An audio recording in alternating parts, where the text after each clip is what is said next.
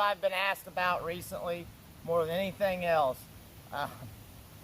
This rifle has generated much more buzz. I've got rifles that I have a lot more invested in than this, and none of them have generated the questions like this has. And I know the reason for that. This is a completely budget ar15 224 Valkyrie that I took out to a mile. There's a video I recently posted a couple weeks ago. This is it. This is the budget 224 Valkyrie 1 mile maker right here. So today we're just going to talk about this from top to bottom, go through it. And if you've been paying any attention recently to my channel, you've seen me do numerous videos on this rifle, taking it out to various distances, and it performs every time. It performs with the 88 grain match ELD factory ammo for Hornady. This thing shoots sub-minute groups every time with that. And if you've seen any of the videos I've done, the very first videos I was doing with this before I had worked up my own hand load for it were with that ammo, and it was lights out. Then I took it beyond that, and I mean, I hand loaded, had for many years, and I got a good load worked up for this, and the factory loads I was getting right at a minute or slightly under a minute of angle consistently. I don't think I had but one or two groups that I've ever shot out of this thing that have grouped over a minute, and they were just barely over. But then once I started hand loading for it, I've got this thing down to now where it'll shoot between half minute and 3/4 minute every time. I've never had any of my hand loads in this group over a minute of angle, which is impressive for such a budget rifle. So like I said, we're going to go through this. These are like I said, this is what really makes it tick. These are the 88 grain ELDM hand loads on a stout charge of Varget, if anybody wants to know what powder I'm using. So here we go. Got it. Start from the top to bottom. This is an Athlon Argos 6-24 BTR.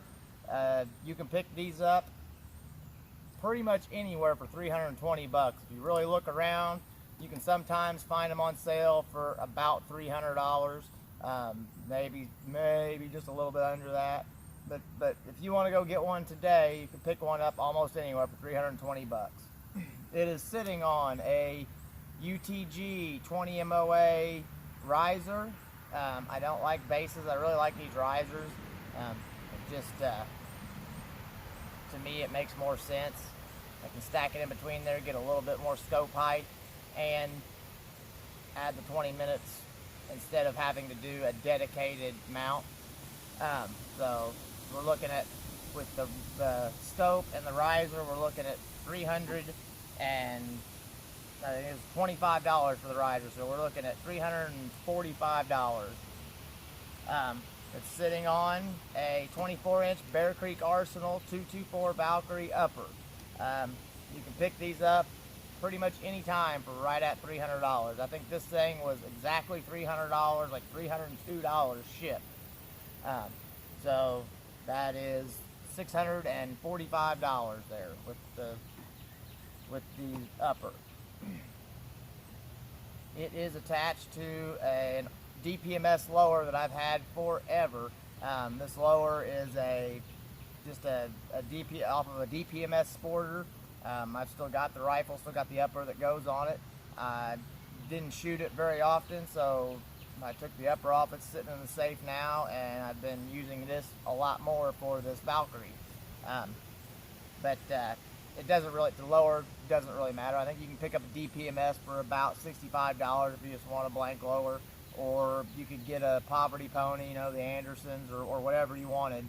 But just a lower, it doesn't really matter. Lowers, I don't find a lot of difference in them. I mean, there's some nuances and differences, but that's personal preference stuff. But if you want, as far as shooting good, I would go with an Anderson, a DPMS, whatever, if you're trying to stay on a budget build. So we're looking at right at now with the lower, upper, scope, rail, we're looking right at $400. Or no, I'm sorry, $700. Then we've got back here, this is a Mission First Tactical M-Bus utility stock with the added cheek riser. So like 60 bucks for the stock, and then $20 for the riser, so we're at $7.80. Then right here in the middle here, the heart of this thing, this trigger is sweet. This is a CMC 3.5 pound match trigger. I picked this up for $120 at the most recent NRA annual meeting. But if you really search around, you can find them on sale sometimes in different places for that. But for the most part, you can get them $150 just about anywhere. So we're now at, what? I can't remember where we were, but we're at like $900. The bipod, this isn't the bipod that I had on it when I did the mile shot, but this is actually a more expensive bipod than was on it that day. This is probably my favorite bipod that I use. I've got a couple of these. I use them on different rifles, and I really enjoy them. This is the UTG Recon 360, and the reason that I like these so much, I do a lot of prone shooting and bench shooting, and you're able to load these really far forward, and the way these work, they rotate on a ball, and so when they recoil, if you're doing your part, they will recoil straight back. Doesn't matter so much with the Valkyrie because it's not a heavy recoiling round, but it makes a big difference, this thing. And you can pick this up for like $55. A couple different places. I think I got this one on Amazon. Let's see what else. One of the big things that makes this rifle shoot the way it does is the mag. And you're like, a mag? It's a mag.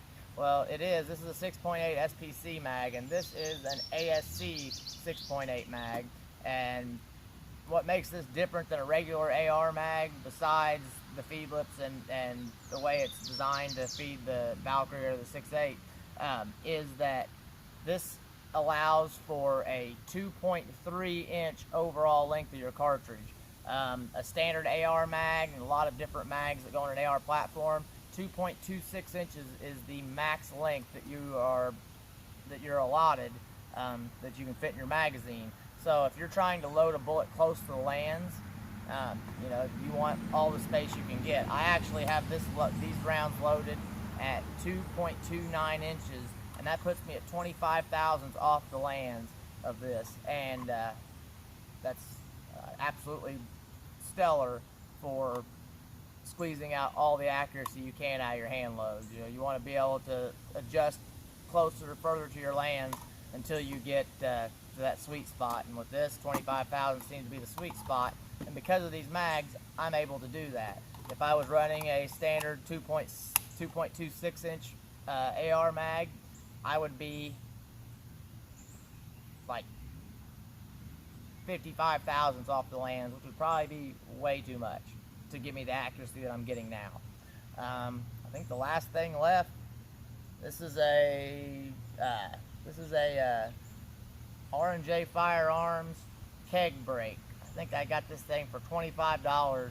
I've got 2 or 3 of these from the same manufacturer of like different types, different sizes, different shapes, but they all work the same. They've all got the same style of vents, 2 holes on the top. They do a really good job at dampening recoil and not pushing the muzzle down when it dampens recoil, which is a big factor for me, something I look for in a brake.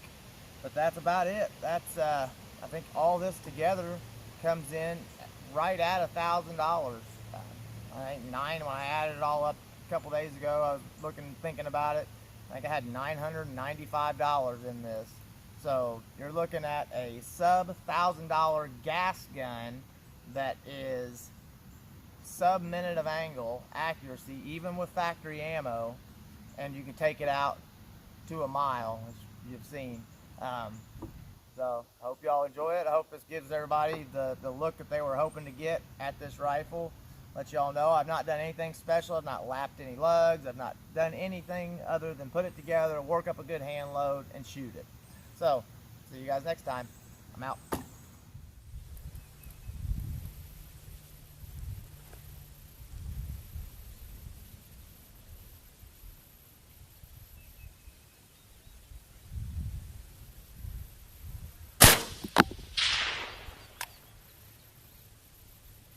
Okay, just to the left.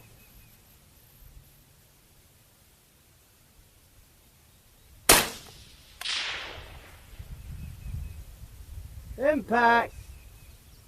Looks like it's dead center.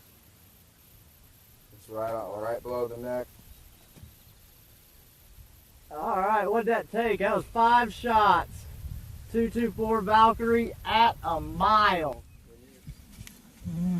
This is 1,764 yards.